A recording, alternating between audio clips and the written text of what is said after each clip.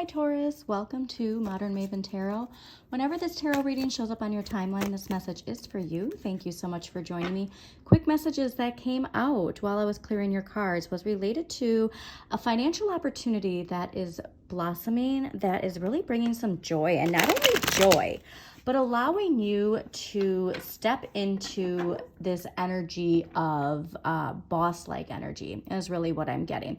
And the lesson that's being taught here is very important to boundaries. Like, how can we still have that loving Taurus energy with very strong emotional boundaries? Okay, how can we step into leadership with very strong emotional boundaries? Now, I saw the Queen of Swords, so this is feminine energy. And so if you do define as female or identify as female, there is this energy of, the old paradigm and this idea of, masculine authoritative energy, and how we're seeing, stepping into more divine feminine energy in places of power. All right. And this is in, all areas of our life. But how can you be that kind of leader where you still have your wonderful, loving Taurus energy, but you also balance that with strong energy of emotional boundaries and making decisions that balance emotions and rationality? Okay. So that was a very interesting message right off the bat. So I hope that resonates with you.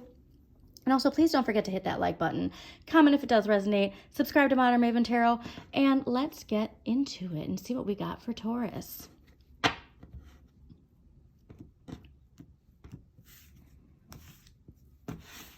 Yeah, whatever this is, it's not only bringing you joy, it's not only bringing you this lesson of nurturing something financially, but you got to remember that it's all because of Pluto, okay? Like, all of this transformational energy is coming in with us because of Pluto. So please, everybody's been getting this message. Pluto is in a retrograde right now in Aquarius. And so this is a time where we're reflecting on power in the collective, our personal power, how we react to power, what energy and power we give this concept of power. And so I really want you to take a look at where Pluto is in your chart, what sign rules Pluto in your chart, and see if there's like an aha moment for you when you see the power of Pluto's transformation here, because there's a lot, wow.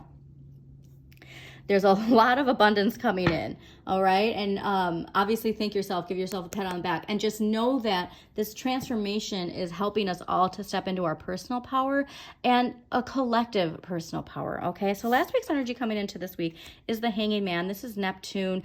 This is sometimes feeling stagnant, stuck, but I'm just seeing things from a new perspective. But I see that you are actually seeing the lessons being taught, right? Because sometimes when we feel like, stuff isn't moving fast enough, once we actually have things taking off and we manifest, we reflect back and go, now I know why this happened. And really, the Hanging Man is asking you to see things from a new perspective. And I'm seeing that you are seeing things from a new perspective, okay? So please do take a look at how you are rethinking even your identity, because I'm going back again, major transformation, Pluto's transformation, okay? And so you really are stepping into something that is unlocking a lot of emotional and financial abundance. So you got the Seven of Cups this week, and this is really about making sure that you don't limit yourself to what is possible, because you might have this idea where you're on this highest of high, and then it's like something's tugging you down, that earth energy of, like, quote, being grounded in reality. And so make sure that you don't limit yourself, but also see things stepping into this new power of this new perspective and making the choices that are best for you, okay? Next week's energy, Nine of Cups. This is Jupiter in Pisces.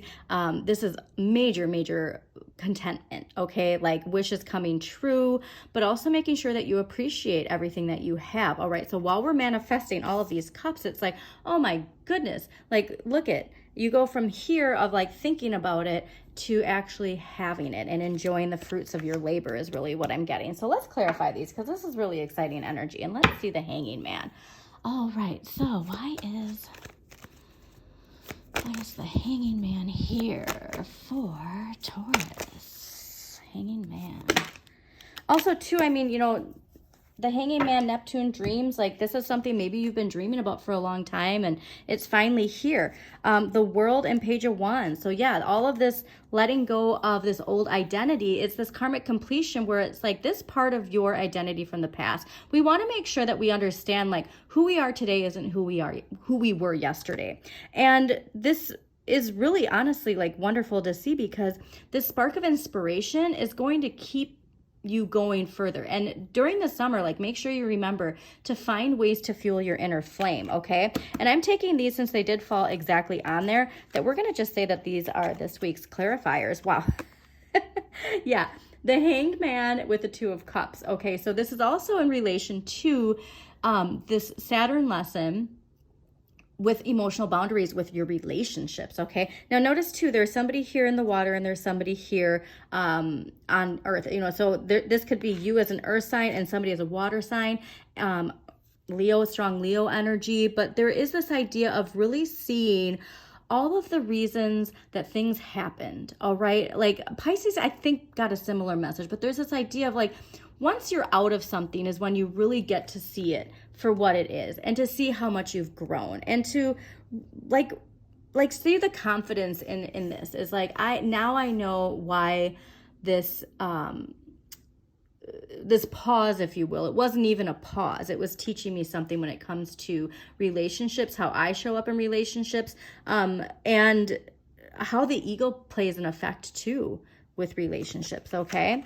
All right, so let's get Nine of Cups here. Why is the Nine of Cups here next week for Taurus? Nine of Cups. But yeah, there's, ooh, that did not fall. That fell accidentally. But there is, yes, more Leo energy. Okay.